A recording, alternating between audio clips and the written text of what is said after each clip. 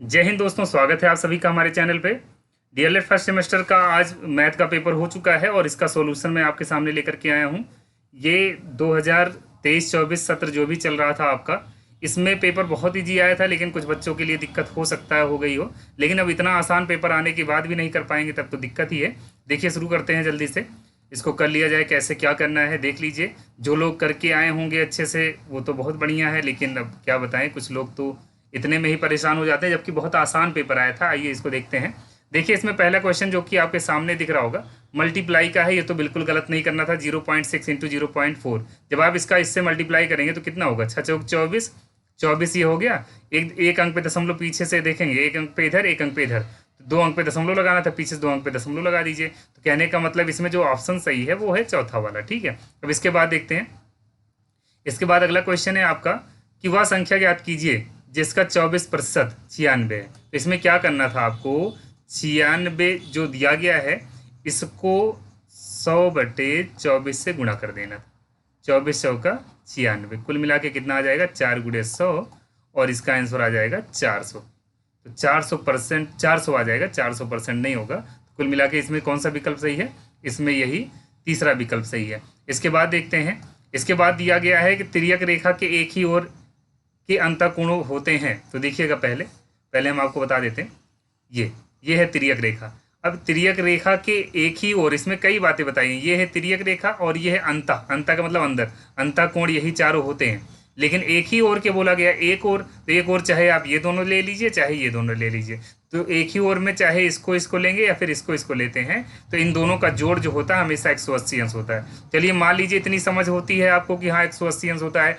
तिर्यक रेखा के एक ही ओर स्थित अंतःकोणों का योग 180 अंश होता है, इतनी समझ है। लेकिन अब कभी कभी आपके समझ में ये नहीं आता कि 180 अंश के कोण को क्या कहा जाता है, तो इसको संपूरक कहा जाता है। इसी को क्या कहा जाता है? संपूरक, सप्लीमेंट्री एंगल बोला जाता है, संपूरक कोण कहा जाता है। जबकि कोटिपूरक क्या होता है? 90 अंश अगर हो रहा होता तब। तो इसमें जो सही उत्तर होगा वो आपका चौथा वाला होगा। तो जो लोग चौथा लगाए हैं बहुत अच्छी बात है, चौथा वाला जो है इसका करेक्ट आंसर होगा। आइए अब अगला क्वेश्चन देखते हैं। अगला क्वेश्चन आपके सामने ये दिया गया है, आपको बताना है कि इसमें सबसे छोटी संख्या कौन, सबसे इन चारों संख्याओं में से 3 का स्थानीय मान सबसे कम किस में है। तो इसमें आप देखिएगा 3 का स्थानीय मान 30005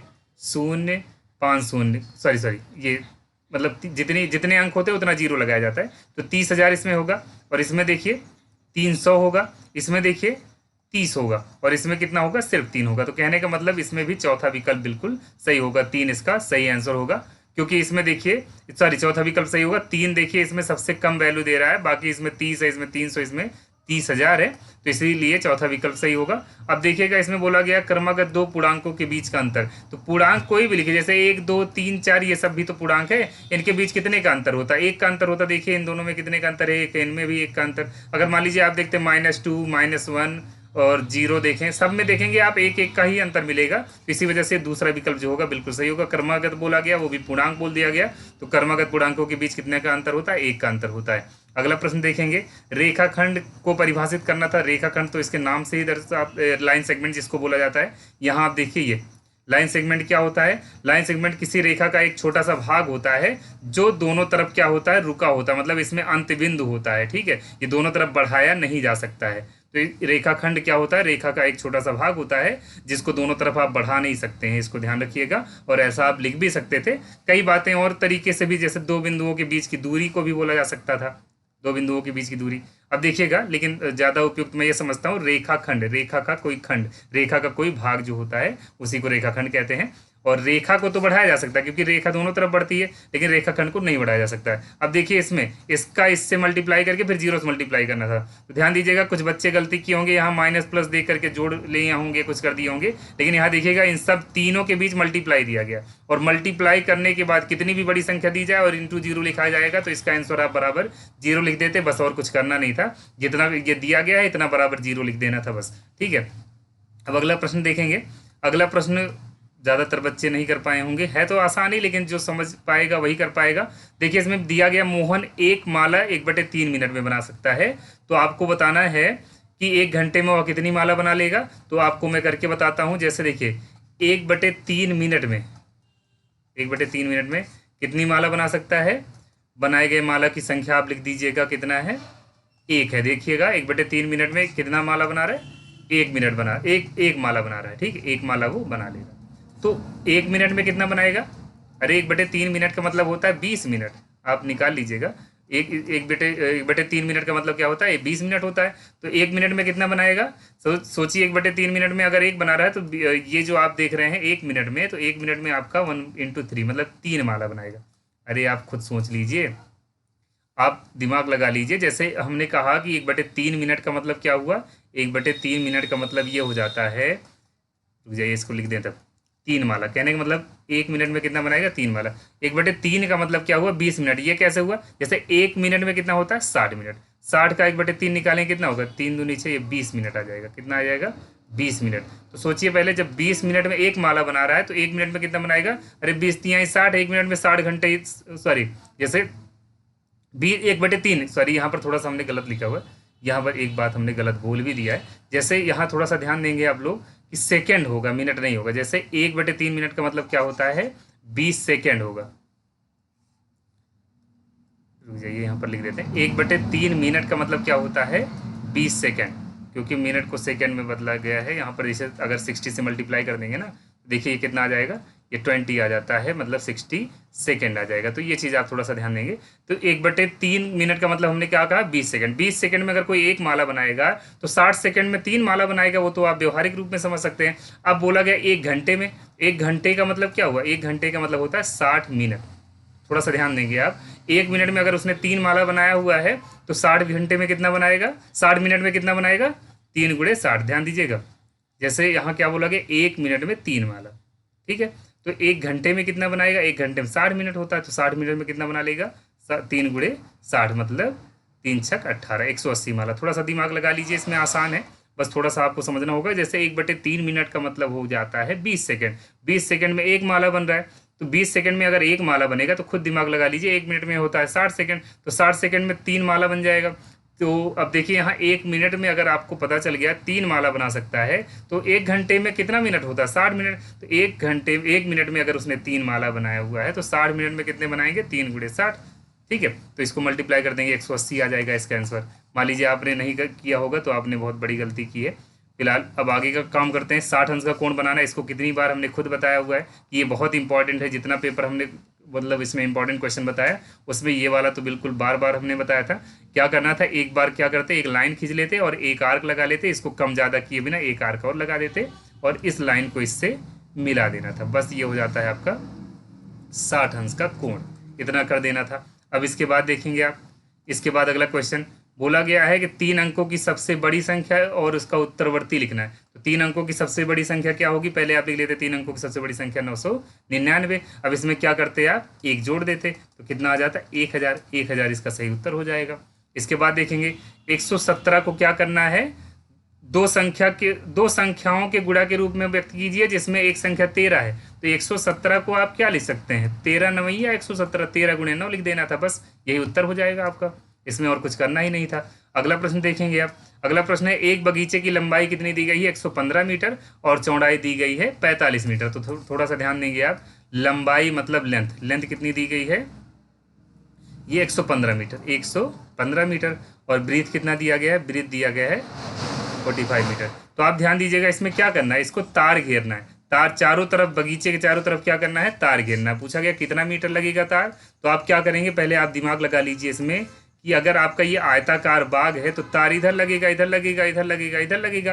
अगर आप कुछ नहीं समझ पाते तब भी सोच लीजिए 115, 45, 45 और ये 115, अगर ये चारों जोड़ लेते तब भी काम हो जाता। अन्य तरीका और है, तार की लंबाई कैसे निकाल लेते आप, तार की लंबाई बराबर क्या हो जाएगा, 2l + b।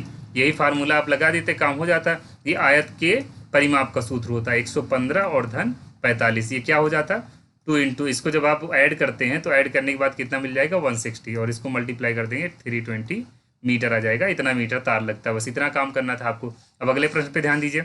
अगला प्रश्न है भुजाओं के आधार पर त्रिभुज के प्रकार। तो ये भी बहुत आसान है। त्रिभुज के प्रकार की अगर हम बात करते हैं तो त्रिभुज भुजाओं के आधार पर 3 प्रकार का होता है। एक तो होता है समबाहु त्रिभुज जिसे इक्विलेटरल ट्रायंगल बोलते हैं। एक क्या होता है, चलिए कहीं और लिख देते हैं, यहाँ जगह कम है। भुजाओं के अनुसार कितना होता है, यही आप देख लीजिए पहले। भुजाओं के आधार पर एक होता है समबाहु त्रिभुज।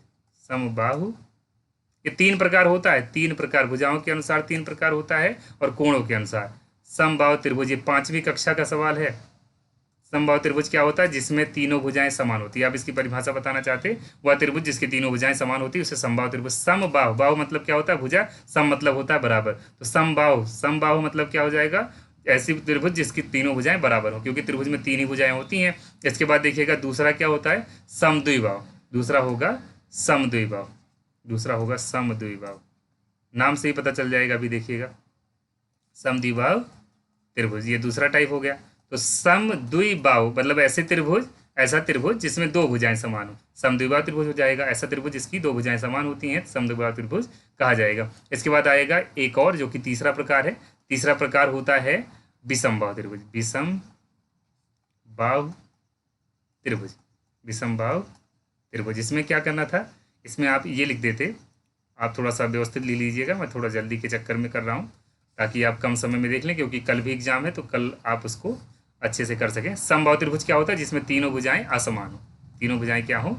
असमान हो, उसको ध्यान रखिएगा। ऐसा त्रिभुज जिसकी तीनों भुजाएं असमान होती है उसे क्या कहा जाता है? विषमबाहु त्रिभुज। विषम मतलब असमान समझ लीजिए, बाहु मतलब भुजा। बाहुबली आपने देखा होगा मूवी, तो बाहु मतलब क्या हो जाता है? भुजा हो जाता है, इसको ध्यान रखेंगे आप। तो तीनों भुजाएं असमान होती हैं इसमें, इसमें दो भुजा समान होती है, इसमें तीनों भुजाएं समान होती है, ठीक है। तो भुजाओं के अनुसार त्रिभुज कितने प्रकार का होता है? भुजाओं के अनुसार जो है, भुजाओं के अनुसार त्रिभुज जो है तीन प्रकार का होता है, ठीक है। चलिए ठीक है, आगे काम करते हैं, अगला क्वेश्चन देखते हैं। अगला क्वेश्चन आपके सामने ये है, अगर मान लीजिए आपको नोट करना होगा कर सकते हैं, फिलहाल अभी नोट करने का क्या मतलब है। यहाँ देखेंगे आप, बोला गया है कि एक दुकानदार ने 1500 का कोट 25% छूट देकर बेचा। तो कोट का रेट आप बताना है कितने में उसने बेचा है। तो ध्यान दीजिएगा, पहला रेट आप लिखेंगे, कोट का मूल्य बराबर कितना है? कोट का मूल्य है 1500 रुपये। 1500 रुपये कोट का मूल्य था, तो इसको आप लिखेंगे कोट का मूल्य बराबर, कोट का मूल्य कितना हो जाएगा? 1500। अब छूट कितनी है? छूट है आपका 1500 पे 25%। 25% आप निकाल लीजिए, 1500 का 25%। परसेंटेज निकालने का तरीका इतना बताए हैं हम। तो क्या करेंगे? 25/100 से गुणा करेंगे, तो इसका मल्टीप्लाई करेंगे, 375 आना चाहिए। 15×5 = 75 और बचेगा आपका 7, 15 दूना 30, 7 37, इतने रुपए का छूट हो गया। अब मूल्य, अब विक्रय मूल्य कितना हो जाएगा? विक्रय मूल्य कोट का हो जाएगा 1500 का उसने लिया था, मतलब वो 1500 उसका रेट था, और कितने में मतलब उसको 375 रुपये छूट में बेच दिया है। तो 375 रुपये अगर छूट में बेच दिया, तो इसको घटाने के बाद कितना आएगा? ये इधर आ जाता है 25, 4 में से 3 जाएगा, 1125 रुपये में उसने उसको बेचा हुआ। इतना काम करना था आपको, बस इतने से ही आपको 2 नंबर मिल जाता। इसके बाद देखेंगे, इसके बाद का क्वेश्चन थोड़ा सा बढ़िया था, इसमें दिमाग लगाना था आपको। आसान था, लेकिन दिमाग तो लगाना ही पड़ेगा हर एक क्वेश्चन में। तो थोड़ा सा हम इसको मिटा देते हैं, जगह बना लेते हैं कहाँ बताना है आपको क्वेश्चन। देखिए क्या दिया गया है, अगले क्वेश्चन में दिया गया है लासा और मासा का क्वेश्चन है, लेकिन है बढ़िया क्वेश्चन। इसमें बिना दिमाग लगाए आप नहीं कर सकते थे, और ये 10th क्लास में भी है, और छोटे बच्चों के क्वेश्चन भी इस प्रकार से मिल जाते हैं। छोटे बच्चे मतलब लासा मासा जब शुरू होता है उसी के बाद से। देखिए दो संख्याओं का मासा और लासा दिया गया, मैं ऊपर लिख देता हूँ, नीचे लिख देता हूँ। मासा कितना लिख देता हूँ? मासा दिया गया है 5 और लासा दिया गया है 175, और अनुपात दिया गया है, संख्याओं का अनुपात है, संख्या में अनुपात आप लिखिएगा पूरा डिटेल में। अभी तो मैं जल्दी में इसको करवा रहा हूँ कि आपको पता चल जाए कितना आंसर आया था, समय आपके पास बहुत कम है। अब देखिए क्या करना था, थोड़ा सा क्वेश्चन देख लीजिएगा। क्वेश्चन में बड़ी संख्या बतानी थी, तो आपको सिर्फ इतना करना था, जैसे इसमें एक संख्या जो 5:7 तो दिया ही गया, 5:7 मैं इस तरह से लिख दिया हूँ। 5:7 मैं आपकी सेटिस्फैक्शन के लिए 5:7 लिखता हूँ।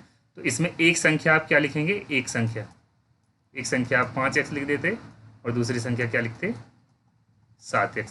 अब अगर आप इनका लासा निकालेंगे तो 5 गुणे लासा, थोड़ा सा नीचे कर देते हैं, व्यवस्थित ही कर लिया जाए जब इतना किया गया।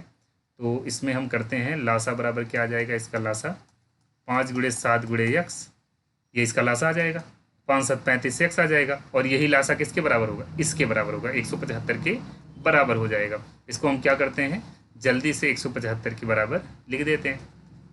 175 बराबर इतना, तो x बराबर कितना आ जाएगा? 175/175/35। सिंप्लीफाई कर लीजिए, 5 7 35, 5 7 35, 5 3 15 और 5 25। अब कितना आ जाएगा? 35/7, 7 5 35, तो x का मान आ गया 5। बड़ी संख्या आपको बतानी थी, इन दोनों में जो बड़ी संख्या होगी यही 7x वाली होगी। तो बड़ी संख्या क्या होगी, बड़ी संख्या आपको बतानी देनी थी 7 गुणे 5, 7 बचे 35, इसका सही उत्तर आ जाता है। ठीक है, और आइए अगला प्रश्न देख लेते हैं जल्दी से। अगला प्रश्न आपके सामने ये वाला दिया गया, इसमें से इसको घटाना था। इसमें बहुत सारे लोग गलती किए होंगे, है तो बहुत आसान, लेकिन जिनको तरीका नहीं पता होगा वो गलत कर देंगे। हमने इसका क्वेश्चन बताया था आपको कि देख लीजिएगा डिफरेंस वाला। देखिए इसमें से इसको घटाना है तो क्या करेंगे, पहले आप क्वेश्चन लिख लीजिए x² - 5x + 4। घटाने का एकदम सिंपल रूल है, घटाने वाले में ब्रेकेट जरूर लगाया करिए, कुछ भी हो जाए ब्रेकेट जरूरी है। ब्रेकेट नहीं लगाएंगे पूरा पूरा गलत कर देंगे आप। तो ये हमने ब्रेकेट लगा दिया। अब देखिए इसको क्या करना है, इसमें आप कुछ इस प्रकार से करिएगा, x² - 5x + 4 को ऐसे उतार लीजिए। अरे इसमें से इसको घटाना था, इसी वजह से हमने लिखा इतना माइनस इतना।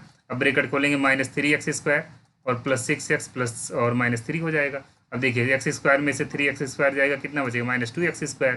-5x + 6x कितना बचेगा, x बच जाएगा। और 4 और -3 कितना आ जाएगा, 1 आ जाएगा। बस ये इसका आंसर हो जाता है। ठीक है, इसको आप समझ लीजिएगा कैसे हुआ है। अगर इसके बाद भी नहीं आता तो आप कमेंट करिएगा, मैं इस पर अलग से वीडियो बना दूंगा। अब इसके बाद देखते हैं अगला प्रश्न कैसा आया हुआ है। अगला प्रश्न तो और मज़ेदार है, बहुत आसान है। अगला प्रश्न आपके सामने दिया गया, विजातीय व्यंजक किसे कहते हैं। विजातीय और सजातीय 2 टाइप के व्यंजक होते हैं। जैसे देखिए सिंपल बात मैं बताता हूँ, जैसे 2x और 3x है, ये सजातीय हो जाएगा। लेकिन अगर 2x और 3y दे दिया जाएगा तो विजातीय होता है। जो गिनती दी गई इसको अचर बोला जाता है। क्या बोलते हैं, अचर, जिसे कांस्टेंट बोला जाता है, ये होता है चर। तो ऐसे व्यंजक जिसमें चर पद असमान हो, चर पद क्या होते हैं, असमान होते हैं, उन्हें विजातीय व्यंजक कहते हैं। यही सिंपल डिफिनीशन है। ऐसे व्यंजक जिसमें चर पद असमान होते हैं उन्हें क्या कहा जाता है, विजातीय व्यंजक। जैसे इसमें देखिए विजातीय व्यंजक किसको कहा जाए, क्योंकि इसमें x दिया गया, इसमें y, यही चर पद होते हैं जो कि असमान है। ऐसे बहुत सारे एग्जाम्पल आप लिख सकते थे, मैं लिख के बता देता हूँ। जैसे 3x² दिया जाए और 5x³ या फिर xy दे दिया जाए, तो देखिए ये अलग है, ये अलग है। ठीक है, तो इस चीज़ को आप ध्यान रखेंगे, विजातीय पद इस प्रकार से होते हैं। और एक क्वेश्चन और बचा हुआ, जल्दी से इसको कर लिया जाए, उसके बाद फिर इसमें भी लोग गलती किए होंगे। है सिंपल क्वेश्चन। इसमें क्या बोला गया, अजय के घर से बाजार 11.5 किलोमीटर दूरी पर है। तो अजय का घर मान लेते हैं यहाँ पर है, इसका घर। ठीक है, इसके बाद बाजार जो है इस जगह पर है। अब इसके यहाँ से यहाँ तक की दूरी कितनी दी गई, 1.5 किलोमीटर। अब क्या बोला गया, इस रास्ते पर उसका विद्यालय बाजार से, इसी रास्ते पर विद्यालय कहाँ है, बाजार से 1.25 मीटर दूरी पर यहाँ पर मान लेते हैं विद्यालय है। तो आपको बताना है कि इसके घर से इसके विद्यालय की दूरी, ये विद्यालय है, स्कूल है, ये बाजार है। तो देखिए क्या करना है, ये पूरी दूरी 11.5 है यहाँ से यहाँ तक, पूरा का पूरा ये s है, s कुछ मत है वो कुछ मत समझिएगा, बस इतना जान लीजिएगा, ये है स्कूल, विद्यालय। ठीक है, अब देखिएगा ये 11.5 यहाँ से यहाँ तक की दूरी है, 1.25 ये है, तो आपको इतना दूरी बताना है। तो क्या करना था, 11.5 में से 1.25 आपको घटा देना था। तो इसमें आ जाता आपका 10.25 किलोमीटर, यही आपका आंसर आ जाता है। इसके अलावा कुछ नहीं करना था। तो अगले पेपर के लिए बेस्ट ऑफ लक, आप लोग पूरा मेहनत करिए ताकि अगला पेपर सब कुछ सही हो जाए। और आगे से मैं अगले महीने में डीएलएड सेकेंड सेमेस्टर के लिए मैथ की क्लास जारी करूंगा और विधिवत एक एक पाठ का आपको मैं तैयारी करवाऊंगा ताकि आगे कोई दिक्कत ना हो। उसके बाद फिर आप, लेकिन अब कुछ बच्चों का कहना था कि यूपीपी का भी पेपर है, इसी वजह से मैं इसको अगले मंथ से शुरू कर रहा हूँ, नहीं तो अभी अगले 2-3 दिन बाद ही कर देता। तो इसके लिए आप तैयार रहिएगा और आगे मेहनत करिए। धन्यवाद।